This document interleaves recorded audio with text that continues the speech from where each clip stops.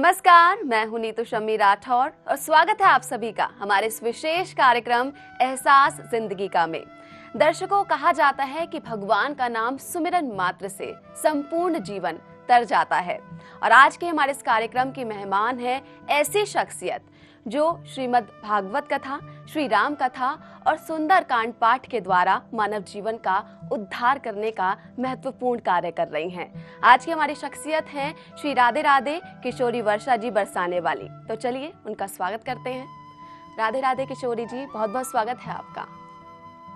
अतुलित बलधामं हेमशैलावदेहं धनुजवन्य कृशानं ज्ञानिनाम ग्रगण्यं सकल गुण निधानं वानराणामधीशं रघुपति प्रिय भक्तं वात जातं नमामि।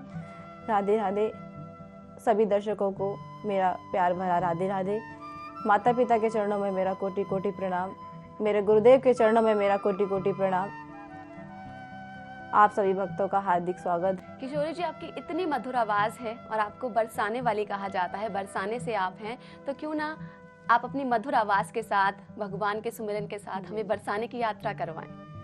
राधे राधे बोल, राधे राधे बोल, बरसाने में डोल की मुख से राधे राधे बोल, राधे राधे बोल, राधे राधे बोल, बरसाने में डोल की मुख से राधे राधे बोल, राधे राधे राधे राधे राधे जय श्री राधे, राधे राधे राधे राधे राधे जय श्री राधे, राधे राधे बोल, राधे राधे बोल, बरसाने में डोल की मुख से राधे राधे बोल, राधे राधे बोल। वाकई में राधा जी, ऐसा लगा कि जैसे हम बरसाने में ही पहुंच गए हों राधा जी की नगरी में।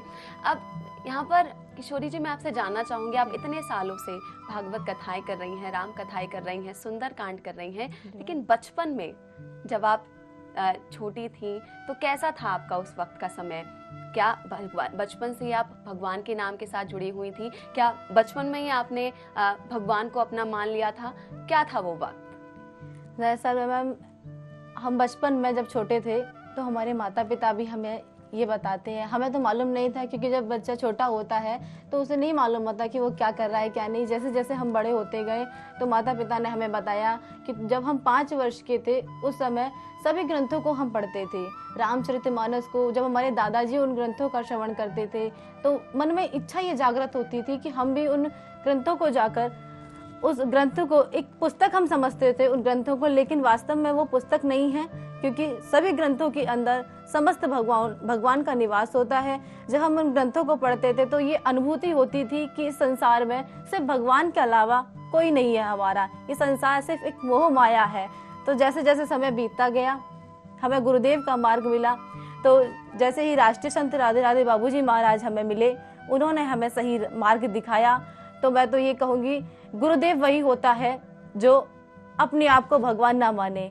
वही मेरे गुरुदेव हैं जो अपने आप को कभी भगवान नहीं मानते, सिर्फ यही कहते हैं कि जो कुछ है। आज मेरे गुरुदेव भी समाज सेवा कर रहे हैं। समस्त टेलीविजन के माध्यम से घर में बैठे हुए सभी जितने भी भक्त लोग उनकी आवाज़ को सुनते हैं, गुरुदेव की आवाज़ को सुनते हैं, अपने मधुर वाणी से सबका कल्याण कर रहे हैं। तो जो समाज सेवा ऐसे गुरुदेव कर रहे हैं जो अपने आप को स्वयं भगवान नहीं मानते, तो वो गुरुदेव नहीं, वो सदगुरु हैं। मैं तो ऐसे गुरुदेव को सदगुरु की उपाधि देना चाहती हूँ जो अपने आप को भगवान नहीं।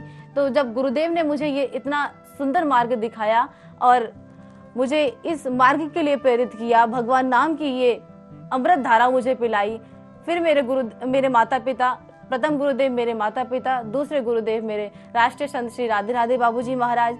तो मैं तो अपने माता पिता को भी ये धन्यवाद कहना चाहूँगी कि उन्होंने मुझ जैसी बेटी को जन्म दिया और इस संसार में लाया, मानव जीवन मुझे दिया भगवान ने।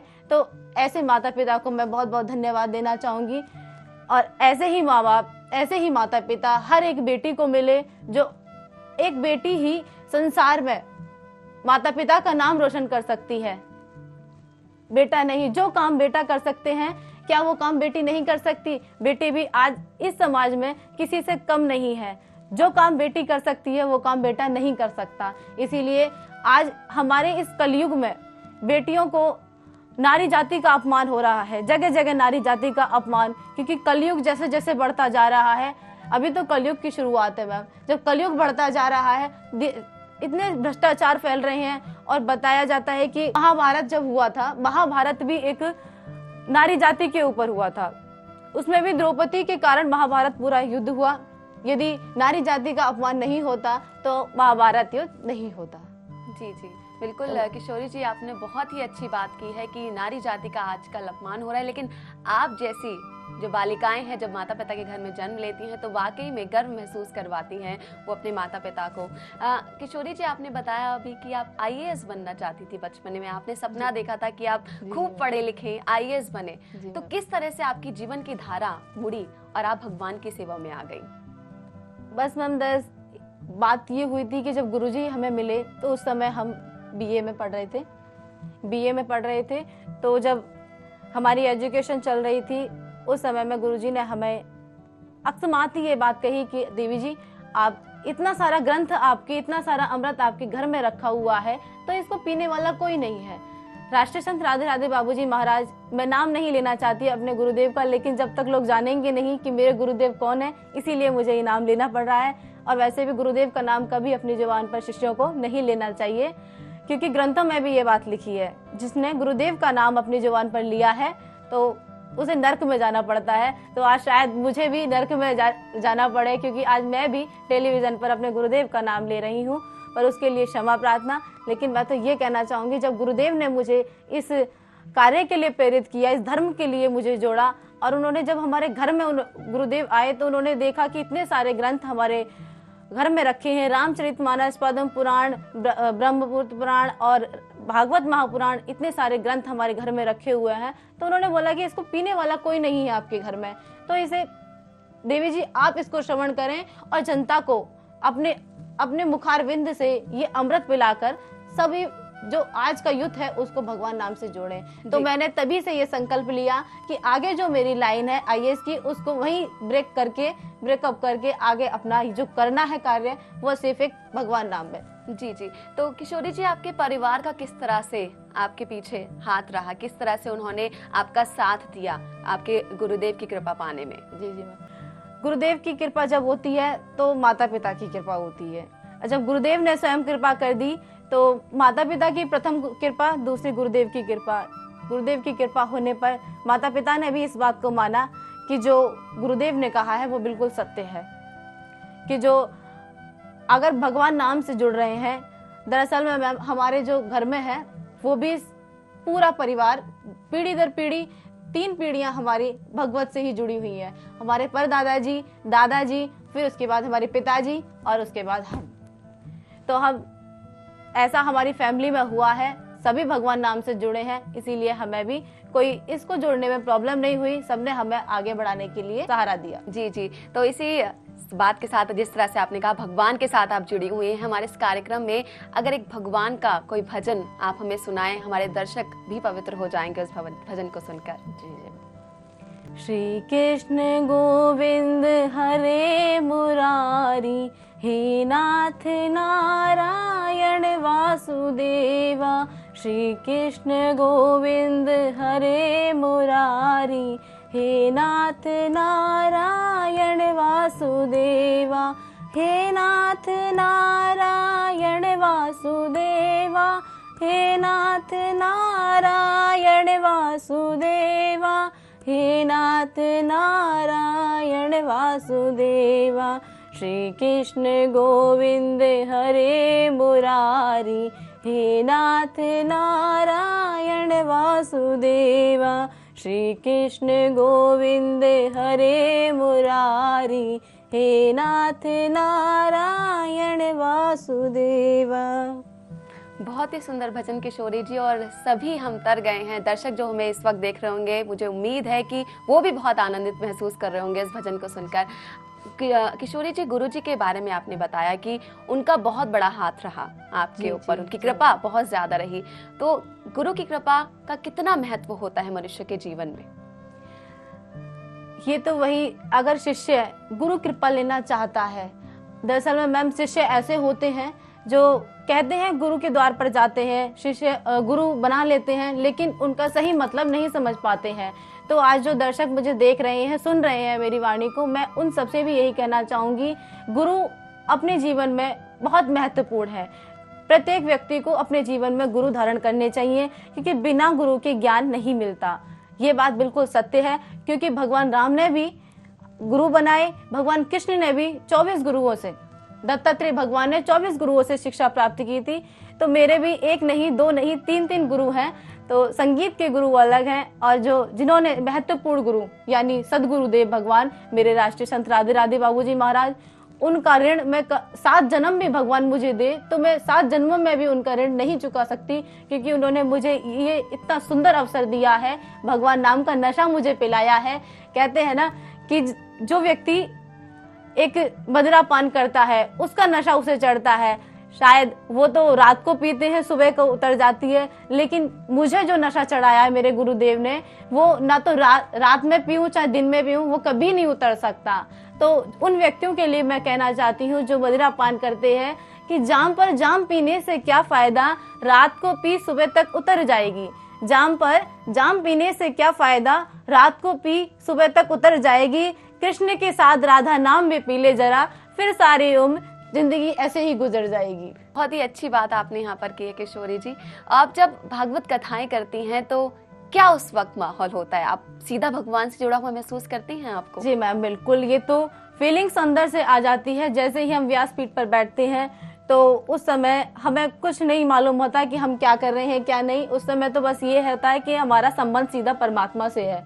व्यासपीठ पर बैठते ही हमें परमात्मा का आभास होता है। कहते हैं ना, जिसको भगवान कुछ नहीं देते उसे आभास देते हैं। किसी को तख्त देते हैं, किसी को सौंस देते हैं, किसी को तख्त देते हैं, किसी को सौंस देते हैं। जिसको कुछ नहीं देते उसे सिर्फ आभास देते हैं। तो इसीलिए मैं तो दर्शकों से भी कहना चाहूंगी, भगवान से मांगना छोड़ दो, यदि कुछ मांगना है तो आभास मांगो। तो जो फीलिंग्स हमें व्यासपीठ पर बैठने पर होती है, हम तो सिर्फ जो दर्शक देख रहे हैं उनसे भी यही कहना चाहेंगे कि आप भी अपने बच्चों को, आप भी अपनी बेटियों को इस धर्म से जोड़ें, क्योंकि हमारे गुरुदेव ने हमें ये संकल्प करवाया है कि हम मतलब जन जन का कल्याण करें। हम तो एक साधारण लोग हैं, हम किसी का कल्याण नहीं कर सकते, लेकिन फिर भी जो गुरुदेव ने कहा है हम उसको उस संकल्प को लेकर चल रहे हैं, नारी जाति के अपमान को लेकर, गरीबों को सहारा देने के लिए।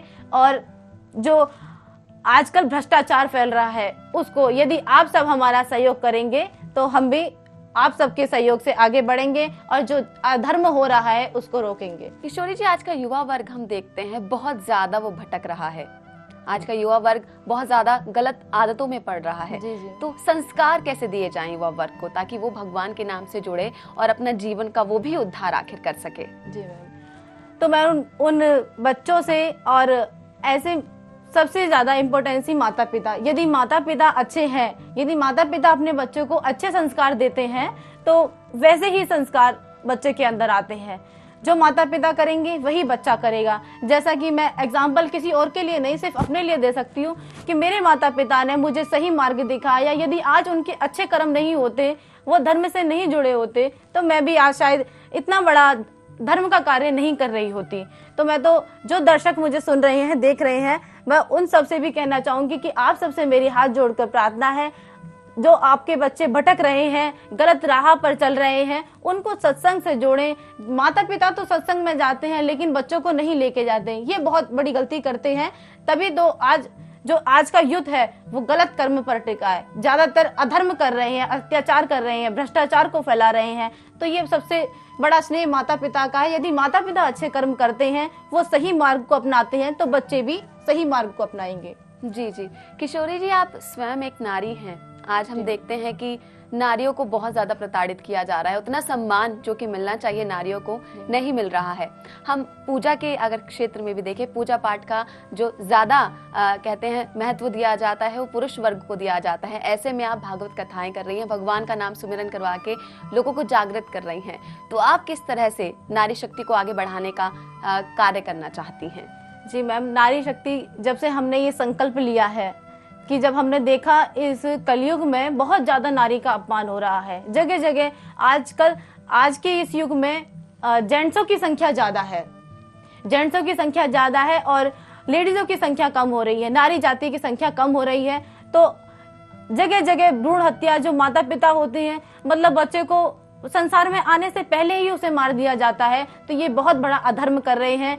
तो उनके लिए मैं कहना चाहती हूँ, जो भ्रूण हत्या कर रहे हैं उन्हें नर्क में जाना पड़ेगा। ये बात बिल्कुल सत्य है, क्योंकि ग्रंथों में भी ये बात लिखी है, जो भ्रूण हत्या करते हैं उन्हें वैसा ही उन्हें फल नर्क योनि में मिलता है। नरक और स्वर्ग इसी लोक में है, इस बात को ना भूलें। जो दर्शक सुन रहे हैं इस बात को, मैं उनसे कहना चाहती हूँ, जो नारी जाति का अपमान नहीं करता उसे भगवान वैसा ही समय लाकर उसके सामने खड़ा कर देता है जो वो नारी जाति का अपमान करता है। जैसा कि दुर्योधन ने द्रौपदी का अपमान किया था, भरी सभा में चीर उतार दिया। उस समय भगवान कृष्ण ने एक नारी जाति यानी द्रौपदी की रक्षा की, क्योंकि कहते हैं जब जब नारी जाति का अपमान होता है वहां तब भगवान कृष्ण अपने अलग अलग रूपों में अवतार लेते हैं।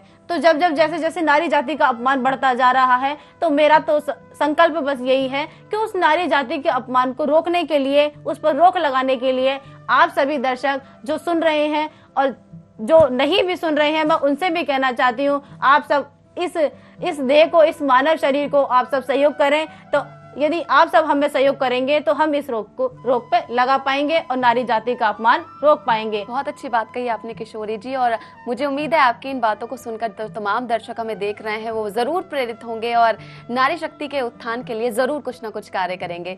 किशोरी जी, आप भागवत कथाएं करती हैं, लोग आपसे जुड़े हुए थे, सीधा भगवान से अपने आप को जुड़ा हुआ महसूस करते हैं, लेकिन आप कभी पीछे मुड़कर देखती हैं आपके बचपन की यादें, आपके बचपन के दोस्त, परिवार के लोग, तो क्या कुछ पीछे छूटा हुआ नजर आता है? जी मैम, ऐसा तो कुछ नहीं होता, लेकिन हमने जब से ये लाइन अपनी चूज की है, भगवान नाम से जुड़े हैं, तो तब से हमने सब कुछ पीछे छोड़ दिया है। बस जो कुछ है, आज माता पिता हैं, भाई बंधु हैं, जो आज हमें सहारा दे रहे हैं, आगे बढ़ने के लिए हमें प्रेरित कर रहे हैं।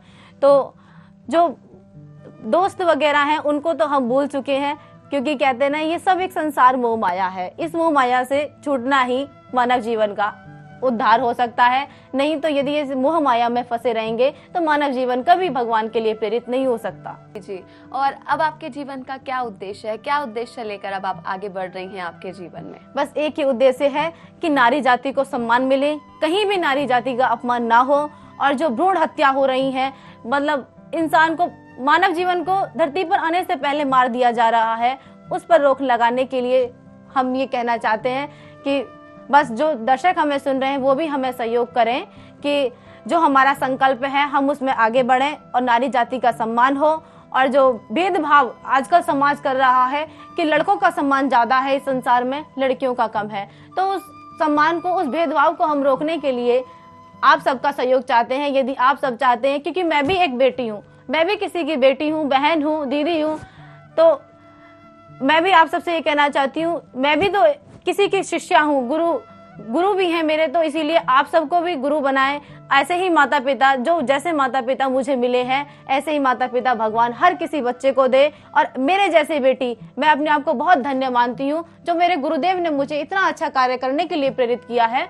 तो सभी, मतलब मेरे साथ जो बच्चे नहीं हैं इस लाइन में, मैं अक्सर, मेरा मकसद यही है कि उनको इस लाइन में डालने का और भगवान नाम से जोड़ने का। किशोरी जी, आज के अगर हम जीवन की बात करें तो हमारा कार्य करना भी बहुत ज्यादा महत्वपूर्ण है। अगर अपने जीवन चलाना है और इसके साथ साथ हमें भगवान के साथ भी जुड़े रहना है, तो संतुलन किस तरह से आखिर कायम किया जाए? मैं, जब तक जिंदगी रहेगी फुर्सत ना होगी काम से, जब तक ये जिंदगी रहेगी फुर्सत ना होगी काम से, कुछ समय ऐसा निकालो कि प्रेम कर लो भगवान से। तो मैं, ये जब मानव जीवन मिला है तो सारे कार्य इस मानव योनि में ही करने हैं। यानी पशु पक्षी भी जो मानव जीवन मानव कर सकता है, मनुष्य कर सकता है, पशु पक्षी भी वो सब करते हैं। यानी जीव का स्वाद भी पशु पक्षी जानते हैं, मानव जानता है, और विषय भोग का भी मानव जीवन कर रहा है, मनुष्य योनि कर रही है, पशु पक्षी भी कर रहे हैं। लेकिन जो अलग करना है वो मानव जीवन में करना है। यानी सत्संग मनुष्य योनि में ही हो सकता है, अन्यथा, और वो इसी भूमि पर हो सकता है, इसी धराधाम पर हो सकता है। और वो किसी, यानी हम ये सोचें कि जो सत्संग हमें मानव योनि में हम नहीं कर सकते वो हम उस लोक में जाकर कर सकते हैं या भगवान के धाम जाके कर सकते हैं, ऐसा बिल्कुल नहीं है। क्योंकि जो कुछ कर रहा है हमें इस मानव योनि में रहकर करना है, मनुष्य योनि में रहकर करना है। तो भगवान ने हमें 4 बातें मुख्य बताई हैं। भगवान कृष्ण भागवत कथा में भी इस बात को कहते हैं कि जो कभी घटता है कभी बढ़ता है, यानी जो कभी घटता है कभी बढ़ता है वो हमारा मन है। मन एक चंचल है। कभी मन में 2 मन होते हैं, एक मन में ये आता है कि इस कार्य को हम करते हैं, दूसरे मन में ये आता है नहीं ये कार्य नहीं करना चाहिए। तो जो हर रोज कभी घटता है कभी बढ़ता है वो मन है। जो ना कभी घटता है ना कभी बढ़ता है वो हमारा प्रारब्ध है। प्रारब्ध कभी घटता बढ़ता नहीं है। प्रारब्ध जो हमारा है वही हमें मिलेगा प्रारब्ध में। इसीलिए गोस्वामी तुलसीदास जी ने ये चौपाई गाई है कि प्रारब्ध पहले बनो पीछे बनो शरीर, प्रारब्ध पहले बनो पीछे बनो शरीर, तुलसी चिंता छोड़ के क्यों न बजो रघुवीर। तो मैं उन दर्शकों से कहना चाहती हूँ कि तुलसीदास जी इस बात को कह रहे हैं कि इस चिंता को छोड़ दो, जो प्रारब्ध में है वही मिलेगा आपको। और तीसरी बात भगवान ने ये कही है कि जो हर रोज बढ़ता रहता है, जो मनुष्य के अंदर हर रोज बढ़ता रहता है, बचपन से लेकर जब वृद्ध अवस्था आ जाती है उसमें भी बढ़ता ही रहता है, वो क्या है? वो हमारा मोह है, लोभ है, जो हमेशा बढ़ता ही रहता है, कम नहीं होता कभी। किसी न किसी चीज की चाहना होती रहती है। यदि बच्चा पढ़ता है तो उसे चाहना होती है मैं डॉक्टर बनूंगा, मैं आईएएस बनूंगा, या बेटी होती है वो सोचती है कि मैं मीराबाई बनूंगी, मैं लक्ष्मीबाई बनूंगी। तो इस तरह की चाहना बढ़ती रहती है। वृद्धों में भी होती है कि मेरा मतलब पोते पोते को लेकर कि आज मेरा पोता ये कर रहा है वो कर रहा है, तो वगैरह वगैरह ये सब बातें, मोह बढ़ता रहता है दिन। चौथी बात भगवान ने ये कही है कि जो हमेशा घटता रहता है वो क्या है? जो हमेशा घटता रहता है वो हमारी आयु है, जो प्रतिदिन हर 1 घंटे बाद घट रही, हर एक दिन घट रहा है हमारे मानव जीवन का। तो उसका जो अमूल्य समय है उसको मानव जीवन ऐसे ही गंवा रहा है। सत्कर्म अगर करेंगे तो शायद भगवान इस बात को मानेंगे कि हाँ, मानव जीवन का सही उद्देश्य यही है कि सत्कर्म करने का कार्य करते रहे और भगवान नाम से जुड़ते रहें। क्योंकि इस बात को मैं कहती हूँ अपनी कथा में भी, हजारों लोग मुझे सुनते हैं, तो मैं यही बातें उन सबके समक्ष रखती हूँ कि ये वो दुनिया है जहाँ हर इंसान आता है। ये वो दुनिया है जहाँ हर इंसान आता है, आते हैं नए लोग, पुराने नहीं आते। ये वो दुनिया है जहाँ हर इंसान आता है। ये वो दुनिया है जहाँ हर पैगाम आता है। यहाँ संभल कर चलना मेरे प्यारो, यहाँ 2 दिन का मेहमान आता है। तो किशोरी जी हमें लगातार बता रही हैं कि धर्म का आखिर हमारे जीवन में क्या महत्व है। तो किशोरी जी, धर्म की हम बात कर रहे हैं और आप धर्म से लोगों को जोड़ती हैं अपने भजनों के द्वारा। तो हमारे इस कार्यक्रम में एक भजन अगर आप हमारे दर्शकों को सुनाएं। मेरे को जो भजन बहुत ही प्रिय है, बहुत ही मतलब जो फीलिंग्स आती है उस भजन को गाने से, मैं वही आप सबको सुनाना चाहूंगी। मुझे अपना बना लो राधे, एहसान तेरा होगा। मुझे अपना बना लो राधे, एहसान तेरा होगा। आंचल में छुपा लो मुझे, एहसान तेरा होगा। आंचल में छुपा लो मुझे, एहसान तेरा होगा। मैं फूल हूँ डाली का, दुनिया ने ठुकराया। मैं फूल हूँ डाली का, दुनिया ने ठुकराया। मैं गिरता संभलता हुआ, माँ तेरे दर आया। मैं गिरता संभलता हुआ, राधे तेरे दर आया। चरणों से लगा लो मुझे, एहसान तेरा होगा।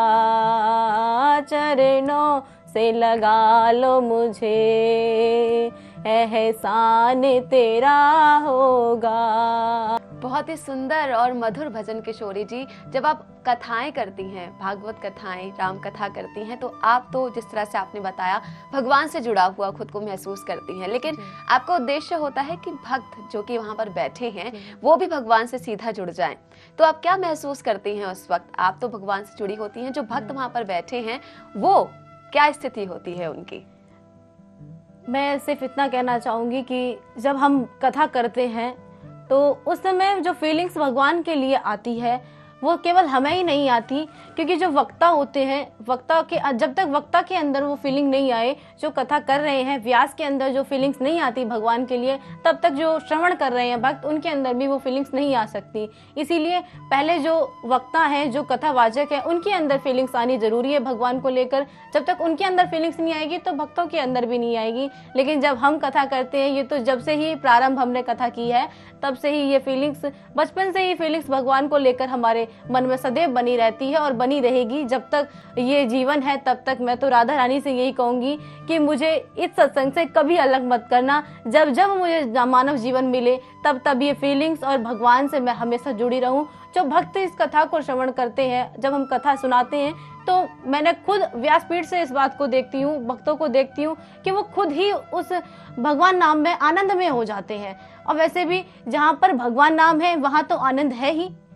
जहाँ भगवान की कथाएं हो रही हैं वहाँ साक्षात भगवान का वास होता है। और जब जब स्वयं ठाकुर जी महाराज, राधा रानी स्वयं कथा जब होती है, स्वयं श्रीमद् भागवत महापुराण के अंदर देव समस्त देवी देवताओं का नहीं, केवल श्री राधा कृष्ण युगल स्वरूप का ही वास है। तो जब भक्तों के सामने श्रीमद् भागवत महापुराण जो परम पुराण है, सर्वश्रेष्ठ पुराण है, जो 18वां पुराण है और समस्त पुराणों में सर्वश्रेष्ठ माना गया है, जब उसके दर्शन लोग करते हैं, भक्त करते हैं, तो उनके मन में फीलिंग्स खुद में खुद आने शुरू हो जाती है। जैसे ही प्रांगण में, पंडाल में भक्त अपना प्रवेश करते हैं और भगवान नाम में जैसे ही वो आनंद में होने लगते हैं तो उनके अंदर वो फीलिंग्स आनी शुरू हो जाती है। किशोरी जी, अब एहसास टीवी के दर्शकों को कोई विशेष अगर आप मैसेज देना चाहें, क्या संदेश उन्हें देना चाहेंगे आप?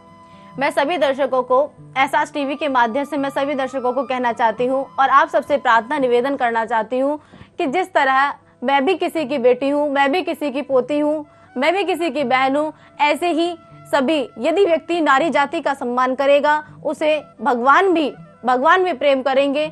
और जो मैं कर रही हूँ, जो सत्कर्म मैं कर रही हूँ, उसके लिए आप सभी मुझे प्रेरित करें, मुझे सहयोग करें, क्योंकि जो संकल्प मैंने लिया है, जो मेरे गुरुदेव ने मुझे संकल्प दिलाया है कि नारी जाति का सम्मान और गरीबों को सहारा और भागवत शिक्षा, ये भागवत शिक्षा मेन उद्देश्य यही है हमारा। जो पढ़ने लिखने में तो उच्च शिक्षा सभी करते हैं, लेकिन जो एक्स्ट्रा ज्ञान है, जो भागवत शिक्षा है, राम शिक्षा है, राम कथा की शिक्षा है, उन सबको हम बेसहाराओं को देना चाहते हैं। और जो पीछे से, हम तो कुछ नहीं है, लेकिन हमें कराने वाले हमारे गुरुदेव हैं, सदगुरुदेव भगवान है, हमारे माता पिता हैं। तो बस मैं विशेष यही सूचना देना चाहूंगी कि आप सब भी अपने बच्चों को यही धर्म के कार्य से जोड़ें और सत्संग उन्हें श्रवण कराते रहें। जब जहाँ जहाँ इस सत्संग आपको सुनने को मिलता है, अपने बच्चों को जरूर उस सत्संग में लेके जाएं। सत्संग के माध्यम से ही मानव जीवन का कल्याण होता है। जी किशोरी जी, बहुत बहुत धन्यवाद आपका कार्यक्रम में आने के लिए और जीवन के बारे में ये अमूल्य ज्ञान हमें सभी तक पहुंचाने के लिए। ठीक, चलिए इसी के साथ फिलहाल आज के लिए मुझे दीजिए इजाजत, लेकिन धर्म और संस्कृति से जुड़े रहने के लिए आप देखते रहिए एहसास जिंदगी का, आभास संस्कृति का।